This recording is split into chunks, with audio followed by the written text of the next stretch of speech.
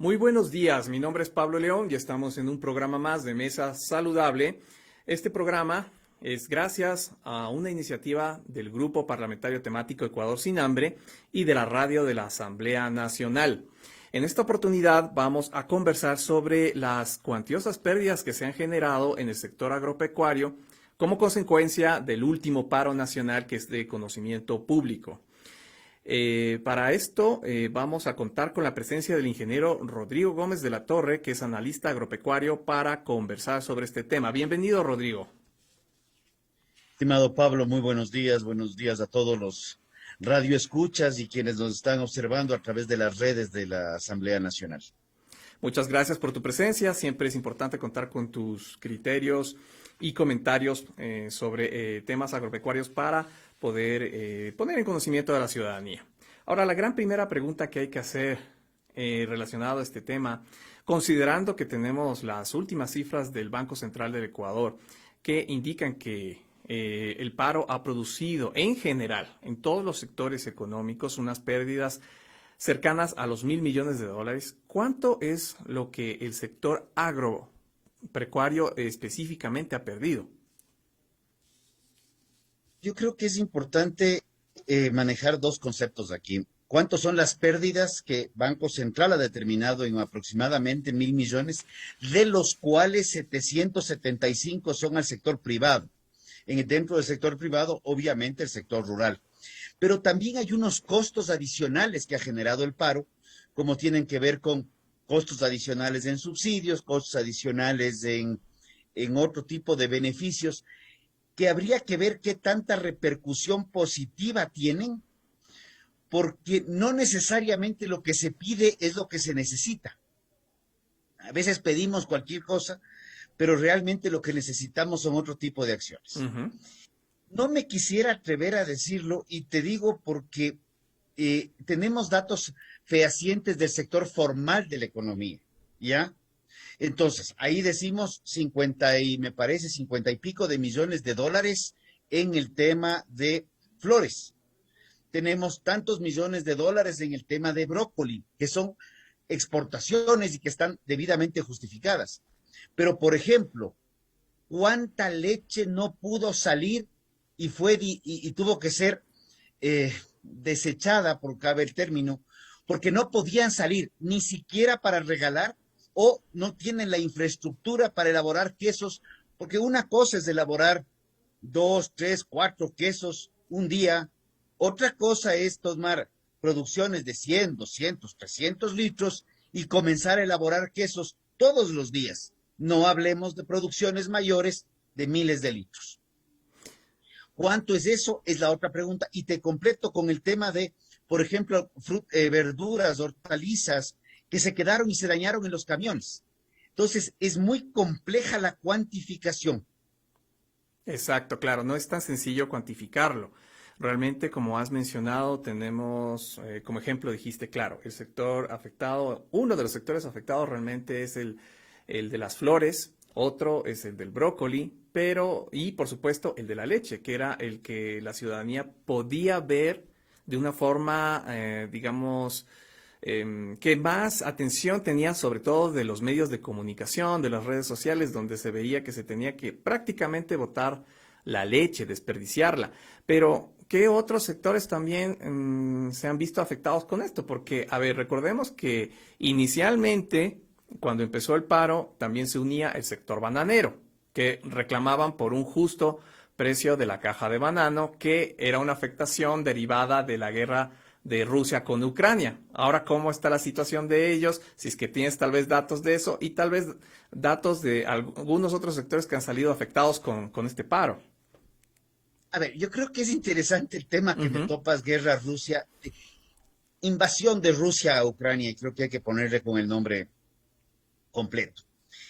Mucho se le ha adjudicado a esta invasión en materia de caída de la producción agropecuaria, mucho se le ha adjudicado en el incremento de fertilizantes, en el tema de costos de transporte.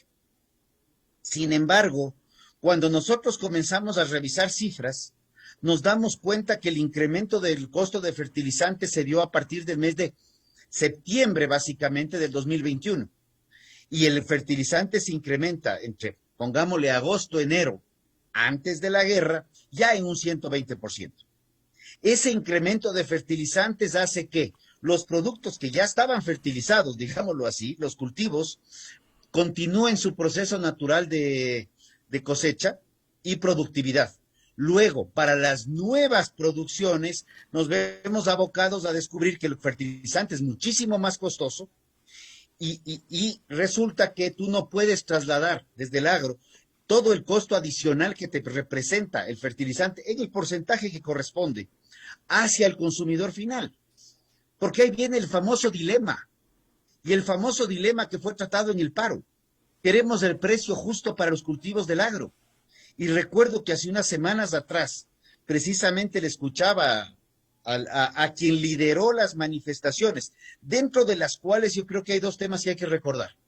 Se entregó una amnistía generalizada a quienes generaron el conflicto del 2019, en donde no hubo una puntualización de cuáles habían cometido delitos y cuáles debían recibir amnistía. De estas personas, del mismo líder o el mismo dirigente, porque el concepto es distinto, dirige las nuevas manifestaciones, que está en un proceso judicial ahorita en un estado un poco incierto. Pero estas cosas generan más daño que bien. Y el tema que discute es el famoso precio justo para el agro. Pero cuando vemos que la leche, vemos el tema de la leche, a la leche hay que subirle 10 centavos porque cuesta muchísimo más el tema de la mano de obra, cuesta mucho más el tema del fertilizante, porque las vacunas, porque los costos, porque demás, el consumidor se incomoda porque ya el precio justo para él no es equivalente al precio justo para el productor. Entonces, el consumidor, y en justo derecho y razón, quiere que el precio de sus productos sea lo más bajo posible y que la calidad sea la mayor calidad posible. Pero el productor necesita ver cómo subsiste. Y en estos 18 días, más allá de cuánto le ha costado al sector agropecuario, agroproductivo, el tema de las paralizaciones, en lo que no pudo producir, en lo que se perdió, en lo que no pudo vender, también vamos al otro lado. Todos los costos adicionales que incurrió el consumidor al tratar de acceder a productos que estaban escasos y solamente llegaban ciertos vehículos a abastecer ciertos mercados, porque también se bloquearon mercados. Entonces, vemos que el paro perjudica a los productores y vemos que el paro perjudica a los consumidores. Entonces, regresamos a la misma reflexión de siempre.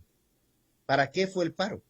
Porque realmente el paro tuvo un tinte de reivindicación de derechos o fue un paro para, con fines estrictamente políticos, maquillados en un tema de derechos. Pero, como digo, y con esto hago una pausa, yo creo que los temas estructurales de la economía lamentablemente no se van a tratar en 90 días. Son temas que vienen arrastrándose muchos años atrás. Y al sector rural yo creo que hay que entenderlo en su integralidad. No podemos bajo ninguna circunstancia creer que el sector rural es exclusivamente agricultura. Porque en el sector rural y en el paro vimos cómo la agroindustria fue atacada, porque no es que fue dejada a un lado, fue atacada. Vemos cómo el sector del turismo canceló todas las opciones de visita y perdió. Entonces vemos una serie de actividades, la educación rural también se vio afectada. Entonces son una serie de intangibles adicionales, que no es solamente la pérdida de lo que se cuantifica económicamente, sino es la pérdida en la ruptura nuevamente del tejido social que daña, para comenzar, la confianza y limita en el mediano plazo el desarrollo rural, que como digo, va mucho más allá de la agricultura. Correcto, sí, porque efectivamente uno de los efectos del paro para el sector agropecuario, ya sea solo agrícola o agroindustrial, es realmente el encarecimiento de los productos que llegaban al consumidor, los escasos productos que llegaban al consumidor, porque por ejemplo una cubeta de huevos que valía 3.50, se la podía conseguir en 6, 7, 8, 9, 10 dólares incluso se decía que se conseguía. Entonces, a la final, realmente ahí está el caso de los bananeros que reclamaban por un precio justo de la caja de banano. ¿Hasta qué punto realmente eso fue beneficioso, el paro?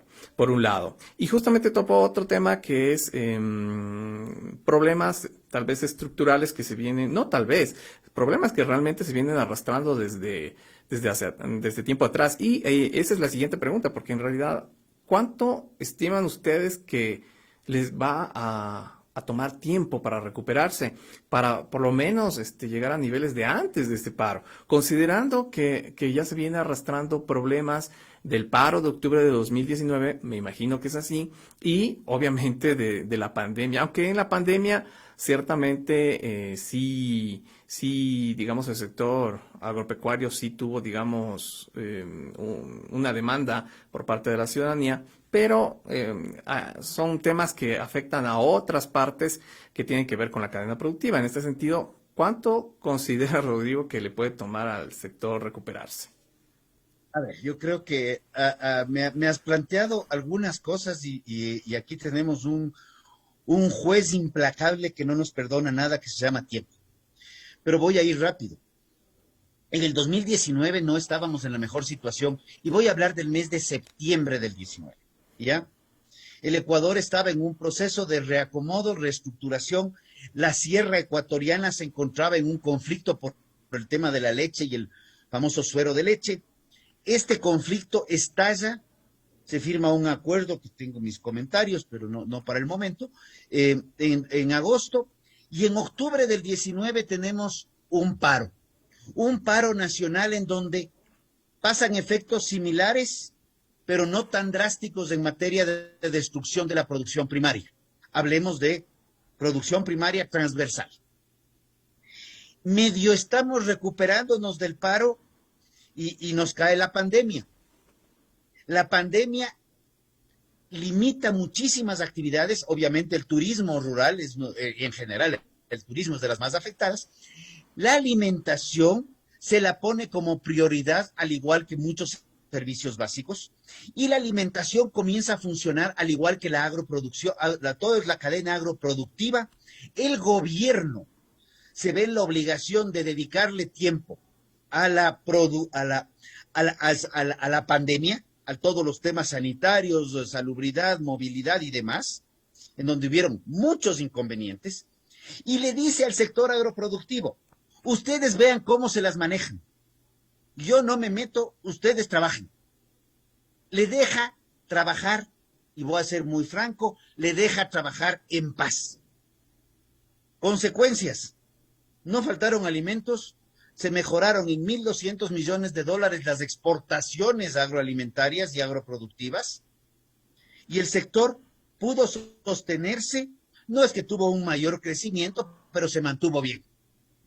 2021 vienen efectos externos y más bien vemos una ligera contracción del sector, y ahora para el 2022 vemos estos efectos, que en las cifras del Banco Central hay un decrecimiento pequeñito, menos 0.1, menos 0.2, pero hay un decrecimiento del agro por otro tipo de efectos.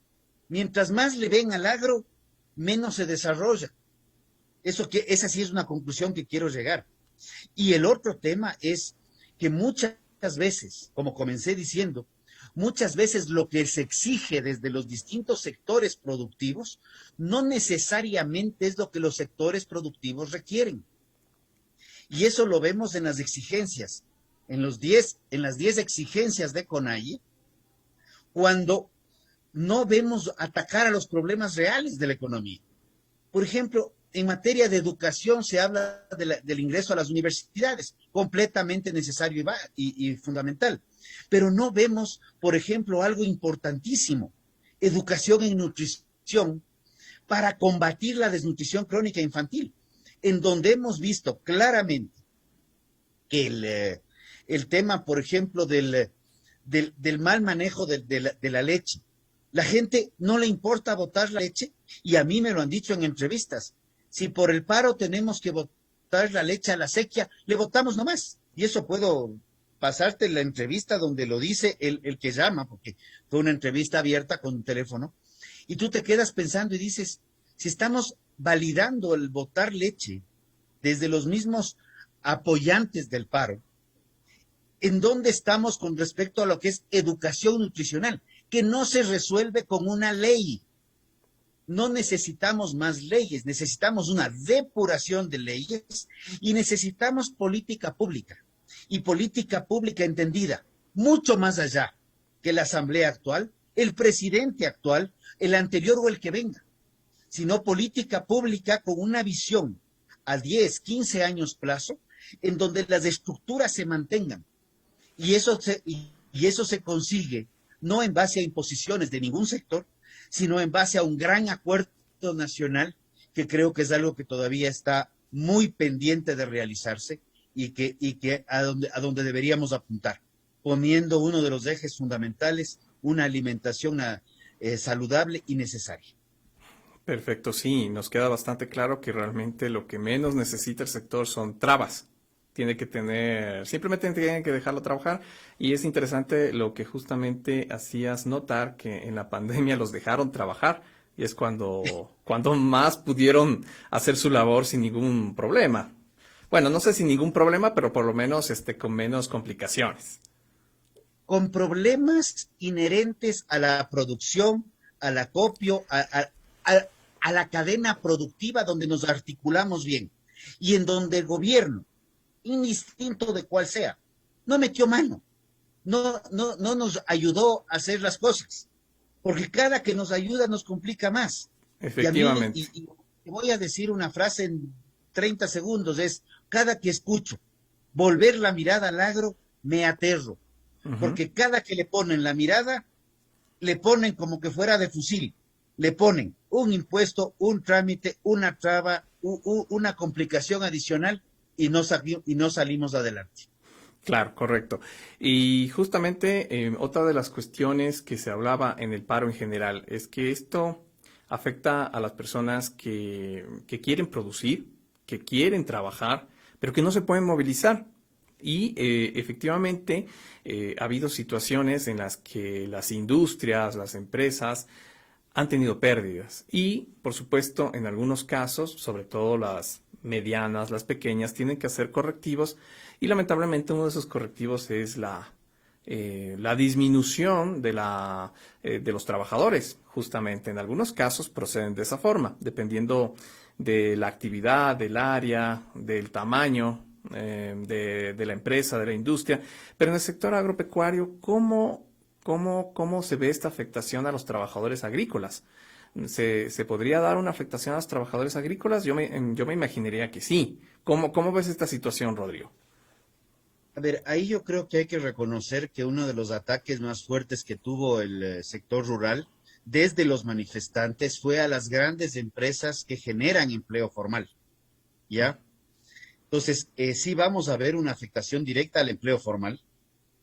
De hecho, en ciertos sectores ya hablan de unas pérdidas de empleo de más o menos 10, 12 mil trabajadores. 10 a 12 mil trabajadores, lo repito porque es un número muy Bastante. importante.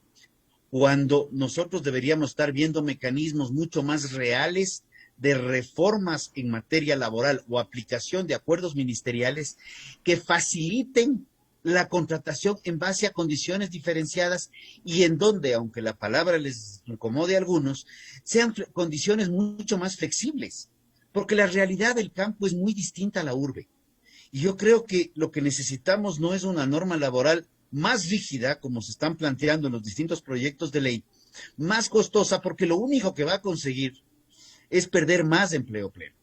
Y el empleo en el sector rural, si bien hay menor tasa de desempleo como tal, es porque siempre hay alguna actividad extra que hacer. Pero el empleo formal en el agro sí es muy bajito y lo que estamos viendo con este tipo de ataques al empleo formal, a las empresas que generan empleo formal, es que la inversión productiva es la que menos quiere quedarse, ¿no? Y yo creo que hay mucha gente que está evaluando nuevamente si es que va a seguir invirtiendo o no en el caso ecuatoriano, porque lamentablemente hay que decirlo, los capitales, no porque sean golondrinas o porque les quieran poner el epíteto que les bauticen, los capitales se van a donde se sienten bien. Y en estos 18 días, varios sectores de la economía ecuatoriana perdieron mercados que toman tiempo recuperar, y esos mercados sí fueron capturados por empresas tanto colombianas e inclusive otras de otros continentes que producen productos similares a los ecuatorianos.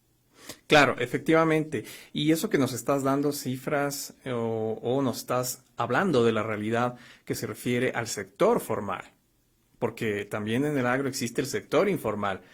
Un ejemplo es el caso de la leche, ¿no? Donde existen muchos productores informales y que seguramente también deben tener trabajadores y eso no tenemos idea de cuál es la afectación.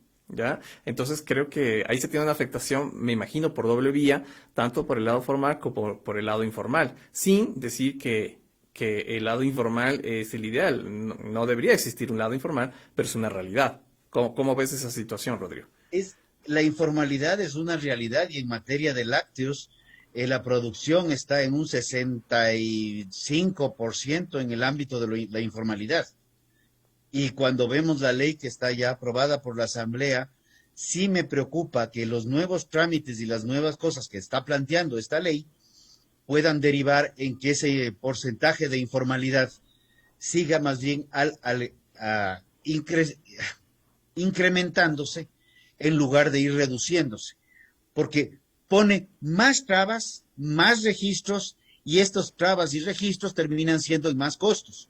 Ujú. Cuando la mejor forma de manejar la economía es una economía mucho más liberal, que es lo que pues personalmente creo que ha funcionado, y eso es lo que vivimos al menos a partir del 16 de marzo o un poco antes del 2020, con todos los problemas que la pandemia trajo. No es que fueron periodos de bonanza, pero fueron periodos en que la libertad económica desde los sectores productivos se hizo sentir y se pudo palpar claramente. Correcto. Entonces, finalmente, ¿cuál sería tu reflexión sobre toda esta situación para poder concluir con este tema? Personalmente creo que el paro, tanto del 19 como del 22, tuvieron una carga política muy, muy grande.